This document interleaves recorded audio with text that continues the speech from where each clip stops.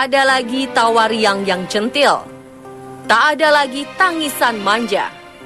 Tak ada lagi pijatan lembut ketika pulang kerja. Tak ada lagi kegiatan menjemput dan mengantar putri satu-satunya ke kampus. Mungkin inilah yang dirasakan oleh orang tua Adesara Angelina Suroto, gadis remaja yang jasadnya ditemukan di kilometer 41 Tol Jor Ruas Bintara, Bekasi Barat, Jawa Barat pada Rabu pagi 5 Maret 2014. Sarah, begitu panggilannya, adalah sosok gadis periang dan ramah. Para tetangga menceritakan bahwa Sarah selalu menunduk memberi salam ketika berpapasan. Di sekolah, Sarah juga dikenal pandai bergaul dan menjadi inspirasi bagi teman-temannya. Sepeninggal Sarah, seorang teman bahkan membuat sebuah tulisan yang berisi ratapan sedih tentang kepergian Sarah. Bagi sang ibu, Sarah adalah putri kecil yang selalu membuatnya tertawa. Meskipun putri tunggal, Sarah tidak pernah manja. Dia bahkan meminta pekerjaan jika menginginkan sesuatu dari ayah atau ibunya. Sarah juga anak yang romantis. Setiap hari ulang tahun ayah dan ibunya, dia selalu membuatkan surat cinta yang berisi ucapan selamat dan harapan bahagia bagi yang berulang tahun. Salah satu surat cinta itu dibingkai oleh sang ibu Elizabeth Suroto dan dibawa setiap kali mengikuti sidang pembunuhan putri kesayangannya itu. Selain itu, Elizabeth tidak pernah melupakan cara Sarah memanjakan ibunya ketika pulang kerja. Sarah selalu membalurkan sang ibu minyak kayu putih dan memijatnya. Elizabeth mengakui bahwa pijatan itulah yang membuat rasa penat dari tempat kerja hilang seketika. Tidak hanya periang dan ramah, Adesara juga memiliki cita-cita yang tinggi. Sebagai putri tunggal, Adesara ingin membuat orang tuanya bangga dengan bersekolah di Jerman. Inilah yang membuat selalu bersemangat belajar bahasa Jerman selepas kuliah. Di saat teman-teman lain menghabiskan waktu untuk bersantai selepas kuliah, Adesara harus memburu waktu ke tempat les bahasa Jerman agar tidak terlambat. Salah satu teman lesnya juga mengakui bahwa Adesara tidak pernah absen, bahkan tidak pernah terlambat datang ke tempat les mereka. Sang ibu juga sangat mendukung keinginan anaknya ini hingga rela menggadaikan perhiasan untuk membayar uang les putri satu-satunya itu. Namun dengan alasan tempat les itu pula, Adesara terperangkap dalam jebakan mantan pacar dan teman baiknya yang ingin balas dendam.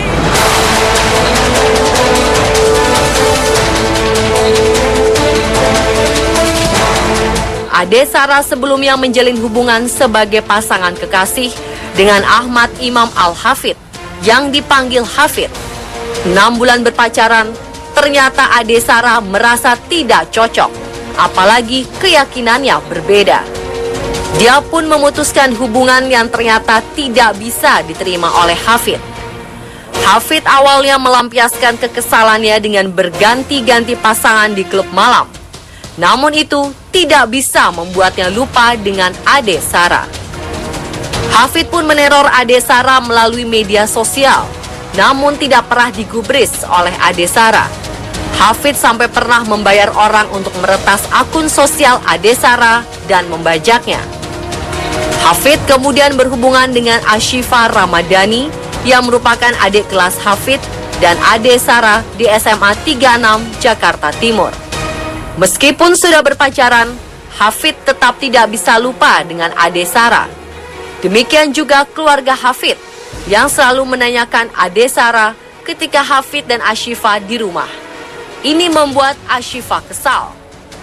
Motif yang berbeda, namun tujuannya sama. Ashifa cemburu terhadap Adesara.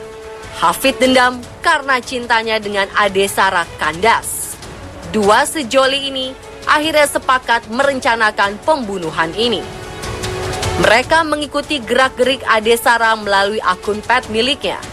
Senin, 3 Maret 2014, ketika Ade Sara memberitahukan di media sosial bahwa dia menuju ke tempat kursus bahasa Jerman, Ashifa kemudian menghubunginya dengan alasan ingin mendaftar les bahasa Jerman juga.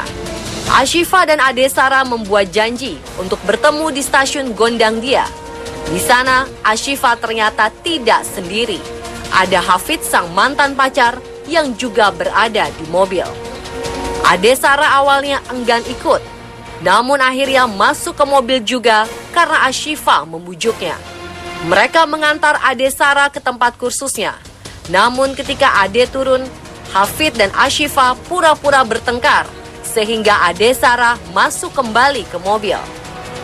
Setelah masuk, mereka pun melancarkan serangan dengan menyetrum, menendang, dan memukul Ade. Gadis malang ini juga dipaksa membuka bajunya agar tidak keluar dari mobil. Tak tahan dengan serangan bertubi-tubi, Ade Sara pun pingsan di dalam mobil. Kedua pasangan ini membawa mobil keliling Jakarta agar Ade Sara tidak bisa teriak. Mulutnya disumpal dalam keadaan pingsan. Mereka tidak sadar bahwa di perjalanan Ade Sara sudah kehilangan nyawa. Baru pada pukul 9 malam, Ashifa meraba dada Ade Sara dan mendapati rivalnya ini sudah tewas.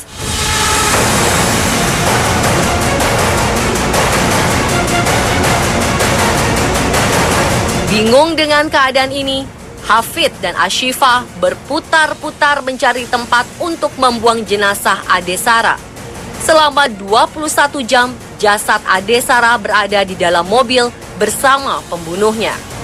Akhirnya pada 4 Maret 2014 pukul 9 malam, jasad Ade Sara dibuang di pinggiran tol Bintara, Bekasi. Hafid dan Ashifa kembali ke rumah masing-masing dengan menyimpan rahasia pembunuhan tersebut. Hafid dan Ashifa pulang dengan skenario pembunuhan yang tampak tenang. Apakah ini ada hubungannya dengan hobi Hafid yang gemar menonton film pembunuhan? Atau ada hubungannya dengan ayah Hafid yang sempat ditahan karena kasus aborsi? Saksikan pembunuhan Ade Sara bagian kedua yang mungkin terselip cerita yang belum Anda ketahui. Besok hanya di On The Spot Killing Series.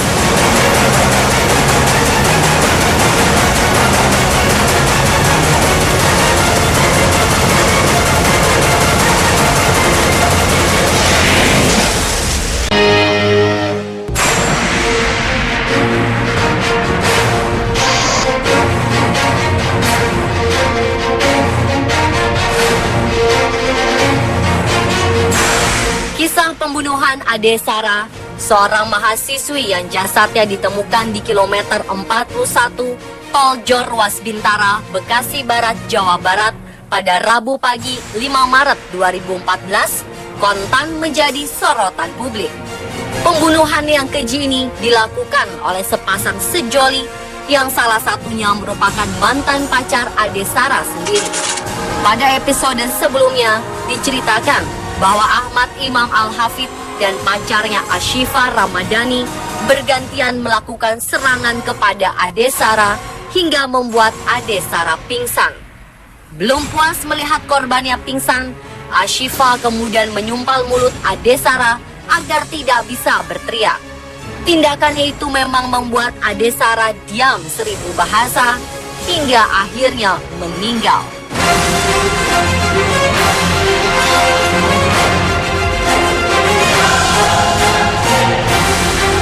Hafid kemudian menjalankan mobilnya untuk mencari lokasi membuang jasad Ade Sara. Namun aneh, beberapa saat setelah jalan, kendaraan yang mereka tumpangi mogok. Kebetulan ada sopir taksi yang bisa dimintai tolong. Mobil sempat hidup, namun setelah berjalan 200 meter, jalannya tersendat lagi. Keadaan ini terjadi berulang kali hingga Hafid akhirnya menelpon temannya untuk membeli aki mobil. Kecurigaan sempat terlintas di balik benak teman Hafid ketika dimintai tolong membawakan aki mobil. Ditambah lagi, ketika melihat seorang tergeletak di belakang mobil. Namun ketika Hafid menjawab dengan tenang bahwa yang di belakang itu adalah jasad, temannya pun tidak menaruh curiga dan menganggap hal itu hanya lelucon.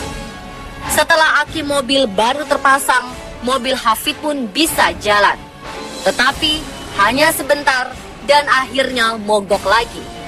Hafid dan Ashifa terpaksa membawa mobil itu ke bengkel untuk diperbaiki.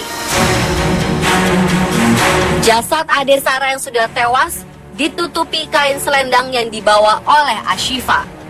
Anehnya, pihak bengkel tidak menaruh curiga sama sekali sepanjang memperbaiki mobil Hafid.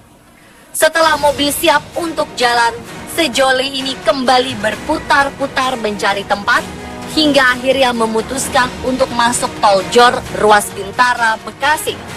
Di sana mereka membuang jasad Ade Sarah, sementara barang-barang milik Ade Sarah dan barang bukti pembunuhan disebar.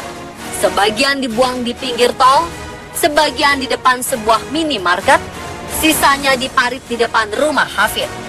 Setelah itu, pasangan kekasih ini kembali ke rumah masing-masing dan bersandiwara seperti tidak terjadi apa-apa. Sementara itu, kedua orang tua Sarah tidak tidur selama 2 hari karena putri kesayangan mereka tidak diketahui keberadaannya. Sang ayah Suroto akhirnya melaporkan kepada polisi perihal anaknya yang hilang. Beberapa jam kemudian, polisi menerima laporan keberadaan Ade Sarah yang sudah menjadi jasad. Dengan hati yang hancur, kedua orang tua ini bergegas ke Rumah Sakit Cipto Mangunkusumo untuk melihat kebenaran yang menyakitkan ini. Berita penemuan jasad Ade Sarah pun muncul di media. Hafid mengucapkan bela sungkawa di media sosial atas berita pembunuhan Ade Sarah dan mengutuk orang yang membunuhnya. Ashifa juga membuat hal yang sama. Sandiwara kedua pasangan ini berlanjut dengan melayat Ade Sarah dan mengucapkan bela sungkawa kepada kedua orang tua Ade Sarah. Namun seperti pepatah, sepandai-pandainya tupai melompat, akhirnya jatuh juga. Sepandai-pandainya mereka bersandiwara, kejahatan mereka terungkap juga. Polisi membekuk Hafid ketika sedang berada di dekat jenazah Ade Sarah disemayamkan. Sementara Ashifa ditangkap di daerah Jakarta Timur. Penangkapan dua sejoli ini pun akhirnya membuat masyarakat penasaran.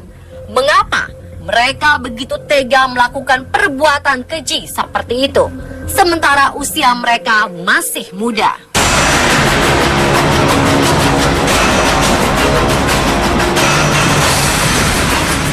Salah seorang teman Hafid mengatakan bahwa dia senang menonton film-film kekerasan. Bukan hanya menonton, Hafid bahkan sering mengunggahnya ke media sosial. Informasi ini membuat masyarakat menduga-duga bahwa Hafid mendapat ide membunuh Ade Sarah berdasarkan film-film yang ditontonnya. Salah seorang tetangga Hafid sempat bercerita bahwa ayah Hafid yang berprofesi sebagai seorang dokter juga pernah ditahan karena tuduhan melakukan praktek aborsi. Mereka juga mengkaitkan sejarah kelam ayahnya ini sebagai faktor pendukung perbuatannya itu. Benarkah demikian? Ditambah lagi, tetangga pernah mendapati Hafid menampar Sarah dan memaki Sarah ketika sedang marah. Kriminolog Universitas Indonesia Bambang Widodo Umar menyatakan kasus ekstrim yang dilakukan oleh Hafid dan Ashifa merupakan kejahatan ekstrim di luar batas kewajaran. Ada faktor internal dan eksternal dari lingkungan para pelaku yang membuat mereka bisa melakukan pembunuhan keji. Dari sisi internal, Hafid suka mengkonsumsi tayangan kekerasan. Meskipun bersifat fiktif, jika dilakukan secara terus-menerus bisa dianggap sesuatu yang benar. Dia juga memiliki dendam yang membara kepada Ade Sarah yang memutuskannya secara sepihak. Sementara Ashifa memiliki kecemburuan yang berlebihan terhadap Ade Sarah. Dari hasil penyelidikan, Ashifa bukan cuma sekali ini cemburu kepada Ade Sarah. Ketika duduk di bangku SMP, Ashifa dan Ade Sarah juga pernah bertengkar karena pria. Ashifa mengaku bahwa Ade Sarah merebut pacarnya di SMP. Ketika Ashifa berpacaran dengan Hafid yang notabene mantan pacar Ade Sarah, sifat persaingan pun kembali muncul. Apalagi Ashifa mengetahui bahwa Hafid masih mengejar Ade Sarah. Faktor eksternal yang mendukung mereka untuk melakukan pembunuhan adalah niat pasangan masing-masing. Ketika seseorang merasa bahwa kejahatan yang akan dilakukannya didukung oleh orang lain, dia akan mendapat pembenaran dari apa yang akan dilakukannya. Salah seorang trainer emotional question atau kecerdasan emosi, Anthony Dio Martin, menambahkan bahwa perpaduan dua emosi negatif bisa menghasilkan kondisi yang berbahaya. Emosi negatif dari Hafid dan Ashifa bisa menjadi pemicu pembunuhan tersebut. Namun mereka seharusnya bisa menahan naluri kekerasan ini jika ada nilai budi pekerti yang ditransfer oleh keluarga. Para psikolog belum bisa memastikan mana faktor yang berperan dalam kasus Hafid dan Ashifa karena belum ada pemeriksaan psikologis lebih lanjut. Kini, dua sejoli ini harus mendekam di rumah tahanan Salemba dan rumah tahanan Pondok Bambu akibat perbuatannya. Masa muda yang cerah dan cita-cita yang tinggi harus dipendam di dalam hati karena hukuman penjara seumur hidup yang dijatuhkan oleh pengadilan. Tidak hanya masa depan mereka yang hancur, harapan orang tua pun sirna dalam sekejap. Tidak ada orang tua yang menginginkan anak yang menjadi pembunuh dan menghabiskan sisa hidupnya di penjara. Tidak ada orang tua yang menginginkan anak yang mati muda karena dibunuh. Kasus Hafid, Ashifa, dan Ade Sarah ini hendaknya menjadi pelajaran bagi para remaja untuk tetap berusaha mengendalikan emosi yang meluap-luap agar tidak merugikan diri sendiri dan keluarga.